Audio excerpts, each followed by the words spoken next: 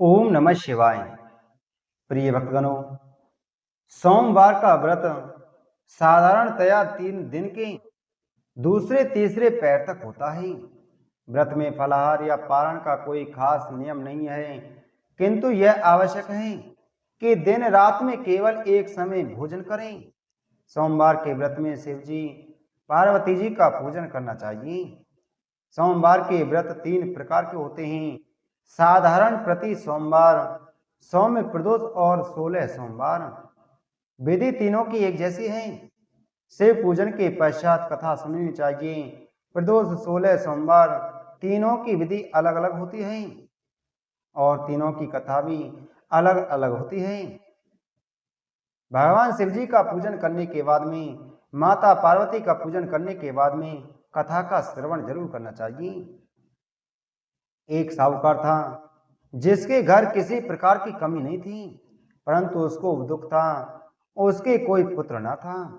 वह ऐसी चिंता में रात दिन रहता और वह पुत्र की कामना के लिए प्रति सोमवार को शिव जी का व्रत और पूजन करता था। सायंकाल से मंदिर में जाकर शिव जी पर दीप जलाया करता था। उसके भक्ति भाव को देखकर एक समय श्री पार्वती जी ने शिव जी महाराज से कहा कि यह साहूकार आपका अनन्य भक्त है और सदैव आपका व्रत और पूजन बड़ी श्रद्धा से करता है। इसकी मनोकामना पूर्ण करनी चाहिए। शिव जी ने कहा कि हे पार्वती, यह संसार कर्म क्षेत्र है।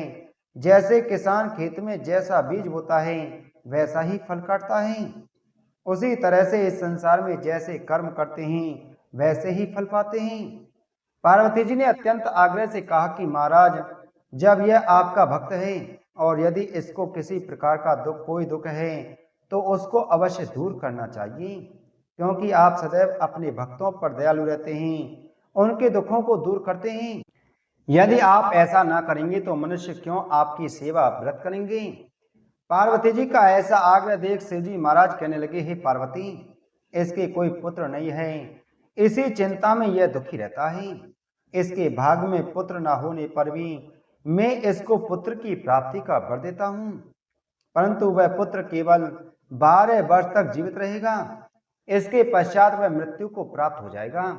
इससे अधिक मैं और कुछ इसके लिए नहीं कर सकता। यह सब बातें वह साहूकार सुन रहा था। इससे उसको ना कुछ प्रसन्नता हुई और ना ही कुछ कष्ट हुआ। वह पहले जैसा ही शिव जी महाराज का व्रत और पूजन करता रहा। कुछ काल व्यतीत हो जाने पर साहूकार की स्त्री गर्भवती हुई और 10वें महीने उसके गर्भ से अति सुंदर पुत्र की प्राप्ति हुई।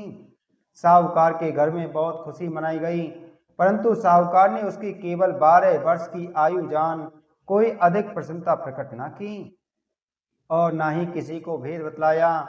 जब वह 11 वर्ष का हो गया तो उस बालक की माता ने उसके पिता से विवाह आदि के लिए कहा, परंतु वह साहूकार कहने लगा, मैं अभी इसका विवाह नहीं करूंगा, मैं इसको अभी काशी जी पढ़ने लिए भेजूंगा। फिर साहूकार ने अपने साले अर्थात उस बालक के मामा को बुला उसको बहुत सा धन देकर कहा कि तुम इस बालक को काशी जी के लिए पढ़ने ले जाओ और रास्ते में जिस स्थान पर भी जाओ यज्ञ करो और ब्राह्मणों को भोजन कराते जाओ। वह दोनों मामा और भांजे सब जगह यज्ञ करते और ब्राह्मणों को भोजन कराते जा रही थी। रास्ते में उनको एक शहर पड़ा। उस शहर के राजा की कन्या का विवाह था और दूसरे राजा का लड़का जो विवाह कराने के लिए बारात लेकर आया था वह एक आंख से काना था। उसके पिता को इस बात की बड़ी चिंता थी कि कहीं वर को देख कन्या के माता पिता विवाह में किसी प्रकार की अड़चन पैदा ना कर दें। इस कारण जब उसने अति सुंदर सेठ के लड़के को देखा तो मन में विचार किया कि क्यों ना डुकाव के कपड़े पहनाकर इसको विवाह के लिए ले जाएं। फिर उसको वर के कपड़े पहना तथा घोड़ी पर चढ़ा डुकाव के लिए ले गए और बड़ी सुंदरता से सब कार्य हो गए। वर के पिता ने सोचा यदि विवाह कार्य भी इसी लड़के से करा दिया जाए तो क्या बुराई है। ऐसा विचार कर लड़के और उसके मामा से कहा, यदि आप फेरों और कन्यादान का काम भी करा दे तो आपकी बड़ी कृपा होगी और हम इसके बदले में बहुत कुछ धन दे देंगे। उन्होंने स्वीकार कर लिया और विवाह कार्य भी बहुत अच्छी तरह से हो गया। परंतु जिस समय लड़का जाने लगा तो उसने राजकुमारी की चुंदड़ी के पल्ले पर लिख दिया कि तेरा विवाह तो मेरे साथ हुआ है, परंतु जिस राजकुमार के साथ तुमको भेजेंगे वह एक आंख से काना है। मैं तो काशी जी पढ़ने ले जा रहा हूँ। उस सुंदरी राजकुमारी ने जब चुनरी पर ऐसा लिखा हुआ पाया तो उसने राजकुमार के साथ जाने से मना कर दिया और कहा कि यह मेरा पति नहीं है, मेरा विवाह इसके साथ नहीं हुआ, मेरा पति तो काशी जी पढ़ने गया है। राजकुमारी के माता पिता ने अपनी कन्या को विदा नहीं किया और बारात वापस चली गई। उधर वह सेठ का लड़का और उसका मामा काशी जी पहुंच गए। वहां जाकर उन्होंने यज्ञ करना और लड़के ने पढ़ना शुरू कर दिया। जब लड़के की आयु 12 साल की हो गई तब एक दिन उन्होंने यज्ञ रच रखा था कि लड़के ने अपने मामा से कहा, मामा जी आज तो मेरी तबीयत ठीक नहीं है। मामा ने कहा अंदर जाकर सो जाओ। लड़का अंदर जाकर सो गया और थोड़ी देर में उसके प्राण निकल गए।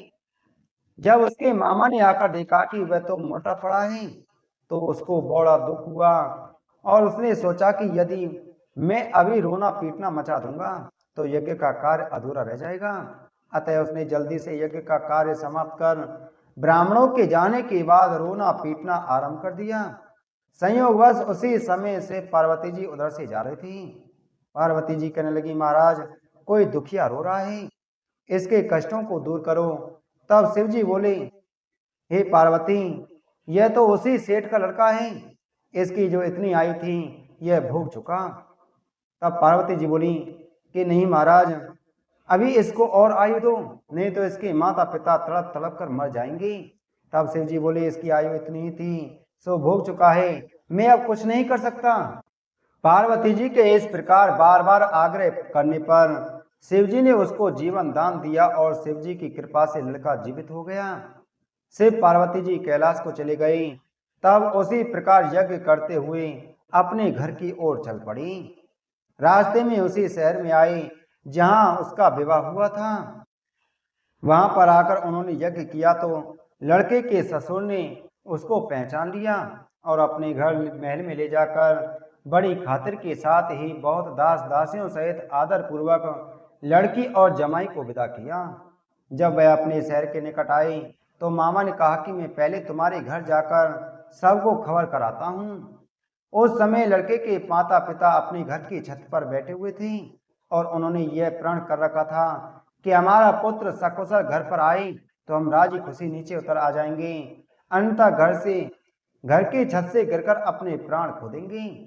इतने में उस लड़के के मामा ने जाकर यह समाचार दिया कि आपका पुत्र आ गया है, परंतु उनको विश्वास नहीं आया। तब उसके मामा ने शपथ पूर्वक कहा कि आपका पुत्र अपनी पत्नी के साथ बहुत सारा धन साथ में लेकर आया हुआ है। तो सेठ ने आनंद के साथ उसका स्वागत किया और बड़ी प्रसन्नता से रहने लगे। इसी प्रकार जो कोई भी इस कथा को पढ़ता अथवा सुनता है या दूसरों को सुनाता है उसके भी सब दुख दूर होकर उसकी समस्त मनोकामनाएं भगवान शिव जी की कृपा से, माता पार्वती की कृपा से पूर्ण हो जाती हैं। बोलो शिव शंकर भगवान की जय।